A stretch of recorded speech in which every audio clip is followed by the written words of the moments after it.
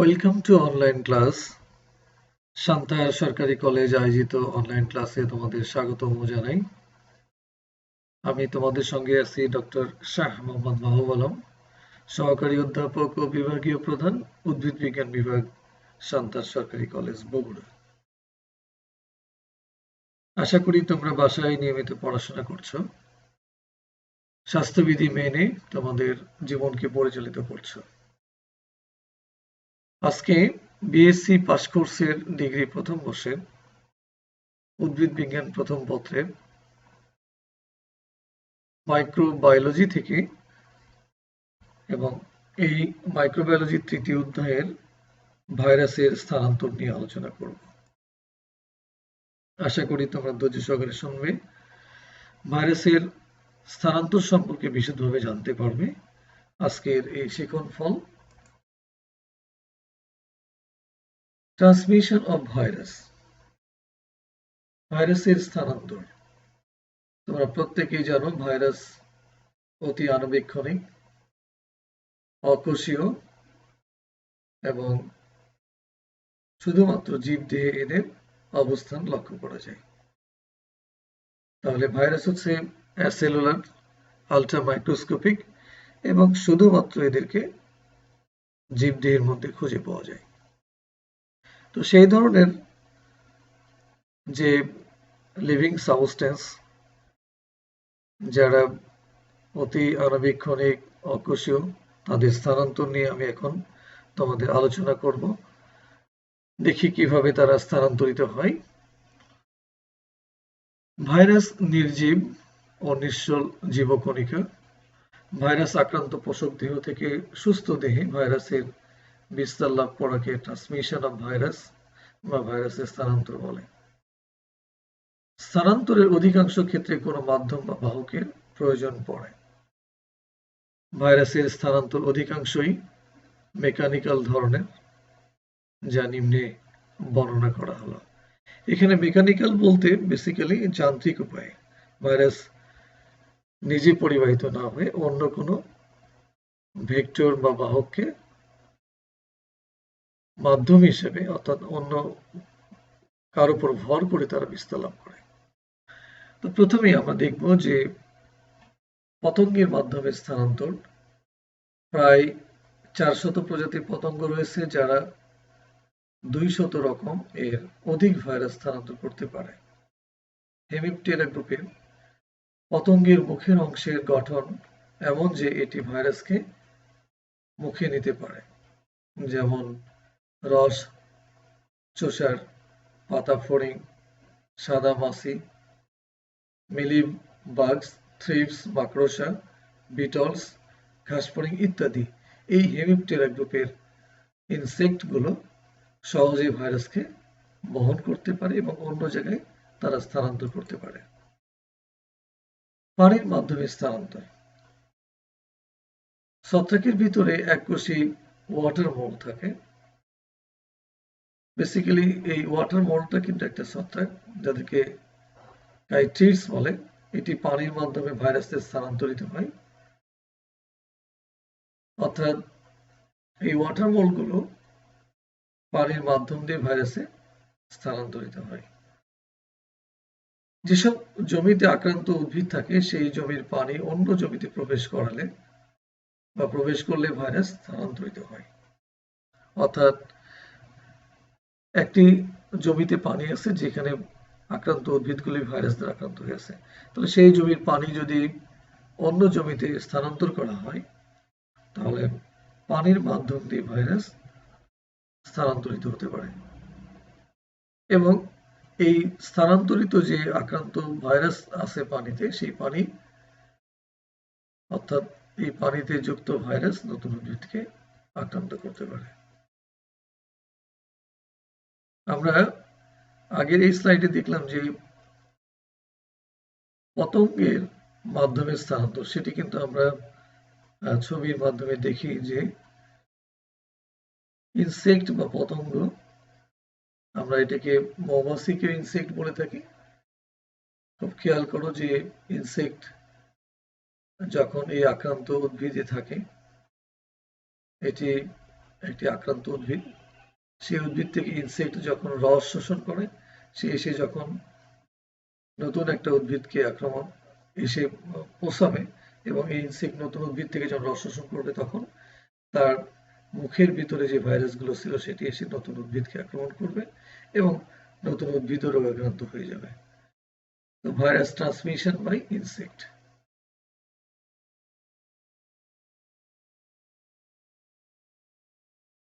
তৃতীয় ধাপটি হচ্ছে বায়ু প্রবাহের মাধ্যমে স্থানান্তর।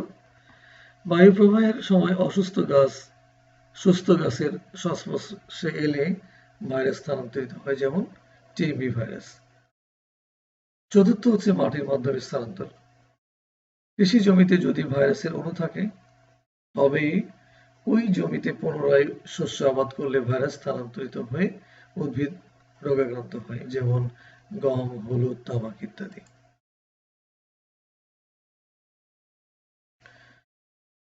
ভাইরাস ট্রান্সমিশন বাই এয়ার, তোমরা খুব ভালো করে খেয়াল করো, যখন বাতাস প্রবাহিত হয় এবং এই বাতাসের গতিবেগ যদি বেশি থাকে, তাহলে একটি উদ্ভিদ আরেকটা উদ্ভিদের উপরে এদের যে দৈহিক ডিস্টেন্স সেটি থাকে না এবং বাতাসের মাধ্যম দিয়ে ভাইরাস কিন্তু অর্থাৎ আক্রান্ত উদ্ভিদ থেকে নতুন ফ্রেশ উদ্ভিদে স্থানান্তরিত হয়।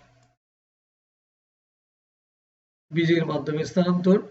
উদ্ভিদ বীজ অর্থাৎ আমরা যে সিডগুলো ইউজ করি প্ল্যান্টের, যদি ভাইরাস দ্বারা আক্রান্ত হয় তাহলে সেটি বহুদিন সুপ্ত অবস্থায় থাকতে পারে বীজের মধ্যে এবং পরবর্তীতে বীজ হতে রোগাক্রান্ত উদ্ভিদের জন্ম হয়। তাহলে বীজটি যদি আমরা পরবর্তীতে ইউজ করি উদ্ভিদ তৈরির ক্ষেত্রে, তাহলে সেটি থেকে আক্রান্ত গাছের জন্ম হয়। যেমন লেটুস বীজের 0.2 থেকে 14.7% পর্যন্ত ভাইরাস আক্রান্ত হয়। পরাগরেণুর মাধ্যমে স্থানান্তর। মটরশুঁটি, সিম প্রভৃতি উদ্ভিদে পরাগরেণুর মাধ্যমে ভাইরাস স্থানান্তরিত হয়। যেমন পরাগরেণু রোগাক্রান্ত হলে পরাগায়িত উদ্ভিদ রোগাক্রান্ত হয়। তোমরা একটা ছবি দেখো, যে ডিসপার্সাল অফ পোলেন গ্রেন। পরাগরেণু যে এখানে ডিসপার্সাল হচ্ছে, অর্থাৎ পরাগধানী থেকে পরাগরেণুগুলো বাইরে ছড়িয়ে যাচ্ছে, তখন এই পরাগরেণুগুলোই যদি রোগাক্রান্ত হয়ে থাকে বা ভাইরাস আক্রান্ত হয়ে থাকে, তাহলে এই পরাগরেণুগুলো নতুন যে উদ্ভিদ যেটি রোগাক্রান্ত নয় সেই ফ্লাওয়ারটাকে যদি পলিনেটেড করে, পরাগায়িত করে, তাহলে নতুন যে ফ্রেশ উদ্ভিদ ছিল সেটিও কিন্তু রোগাক্রান্ত হয়ে যাবে। নাম্বার 7, প্রবর্তিত চারার মাধ্যমে স্থানান্তর। প্রবর্তনের মাধ্যমে চারা এক দেশ হতে অন্য দেশে স্থানান্তরিত হয়। এভাবে চারা হতে ভাইরাস স্থানান্তরিত হয়। তাহলে চারাগুলো যদি রোগাক্রান্ত থাকে, তাহলে এক দেশ থেকে আরেক দেশে যদি এই চারাগুলি আনা হয়, এই চারা হতে ভাইরাস স্থানান্তরিত হয়। শোভাবর্ধনের জন্য অনেক সময় সৌন্দর্য পিপাসী মানুষ চারা স্থানান্তর করে থাকে। অষ্টম ধাপ হচ্ছে অঙ্গজ জননের মাধ্যমে স্থানান্তর। যে সমস্ত ফসল অঙ্গজ উপায়ে বংশবৃদ্ধি করে, সেসব অঙ্গজ অংশ যদি ভাইরাসে আক্রান্ত হয়, তবে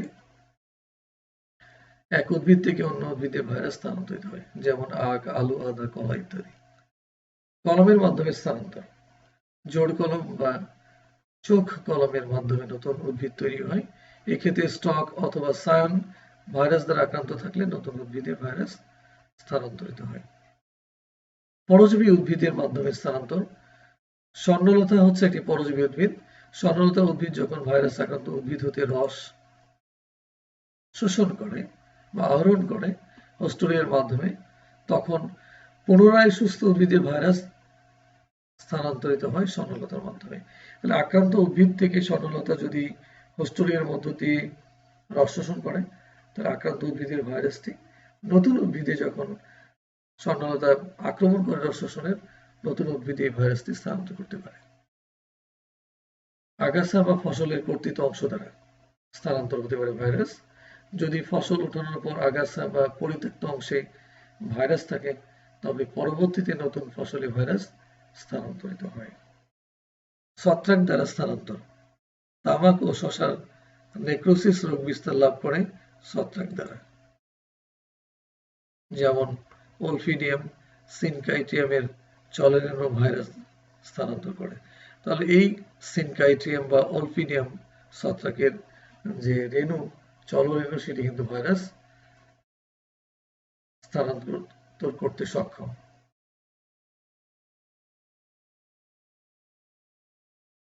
নাম্বার 13, নেমাটোডের মাধ্যমে স্থানান্তর। নেমাটোড অর্থাৎ সুস্থ উদ্ভিদ আর নেমাটোড এবং রোগাক্রান্ত উদ্ভিদ।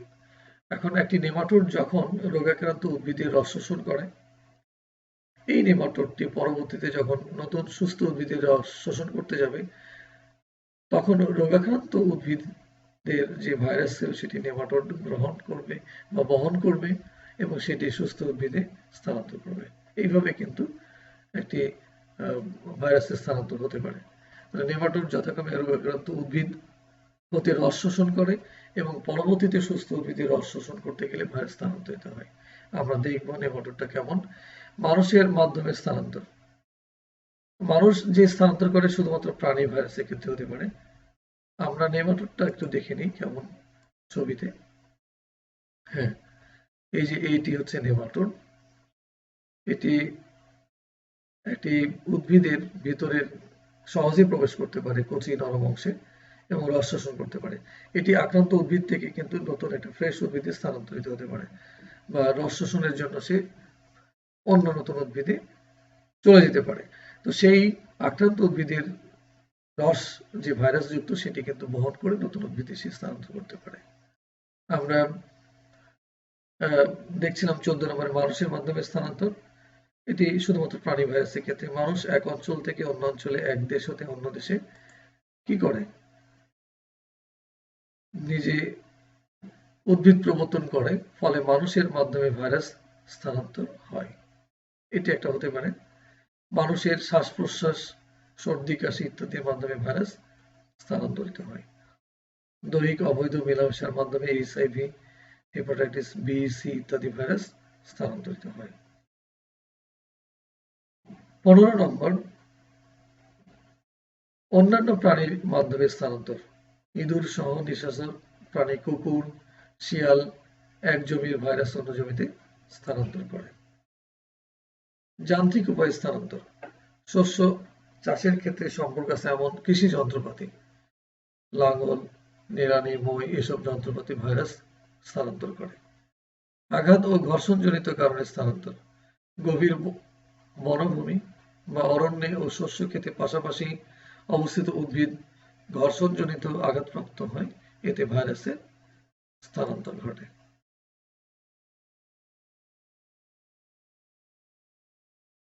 Thanks to all for patience sharing. সবাইকে ধন্যবাদ। আমি তোমাদেরকে ভাইরাসের স্থানান্তর নিয়ে, ভাইরাস কিভাবে স্থানান্তরিত হয় সেটি আলোচনা করলাম। আশা করি তোমাদের বোধগম্য হয়েছে। তোমরা নিয়মিত পড়াশোনা করো, স্বাস্থ্যবিধি মেনে সামাজিক দূরত্ব বজায় রেখে জীবন পরিচালিত করো, সুস্থ থাকো।